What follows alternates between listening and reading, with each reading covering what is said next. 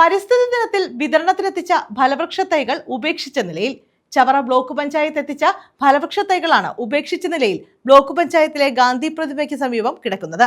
5000 തൈകളാണ് വിതരണത്തിനായി എത്തിച്ചത്. ലോക പരിസ്ഥിതി ദിനത്തിൽ സൗജന്യമായി വിതരണം ചെയ്യാൻ ചവറ ബ്ലോക്ക് പഞ്ചായത്ത് എത്തിച്ച ഫലവൃക്ഷ തൈകളാണ് ഉപേക്ഷിച്ച നിലയിലുള്ളത്. ബ്ലോക്ക് പഞ്ചായത്ത് ഓഫീസിന് മുന്നിൽ ഗാന്ധി പ്രതിമയ്ക്ക് സമീപമാണ് 5000-ഓളം തൈകൾ മഴയും വെയിലുമേറ്റ് നശിക്കുന്നത്. സാമൂഹ്യ വനവൽക്കരണത്തിന്റെ ഭാഗമായാണ് ഇവിടെ വൃക്ഷത്തൈകൾ എത്തിച്ചത്. പേര, നെല്ല്, ചീലാന്തി തുടങ്ങിയ വിവിധ ഇനങ്ങളിലുള്ള തൈകളാണിത്. പരിസ്ഥിതി ദിനത്തിൽ പേരിന് മാത്രം വിതരണം നടത്തിയ ശേഷം മറ്റുള്ളവ വിതരണം ചെയ്യാതെ ബ്ലോക്ക് പഞ്ചായത്തിന് മുന്നിൽ കൂട്ടിയിട്ടിരിക്കുകയാണെന്ന് ആരോപണമുണ്ട്. ബ്ലോക്ക് പഞ്ചായത്തിലെ എല്ലാ സ്കൂളുകളിലും വിതരണം നടത്താനായി കൊണ്ടുവന്നതാണ് ഫലവൃക്ഷ തൈകൾ. ബ്ലോക്ക് തല ഉദ്ഘാടനം ചവറ ഗവൺമെന്റ് ഹയർ സെക്കൻഡറി സ്കൂളിലായിരുന്നു. സുരക്ഷിതമായ സ്ഥലത്തല്ലാതിരുന്നതിനാൽ അന്നു തന്നെ ബ്ലോക്ക് പഞ്ചായത്ത് ഓഫീസിന് മുന്നിൽ നിന്നും പലരും തൈകൾ കൊണ്ടുപോയി.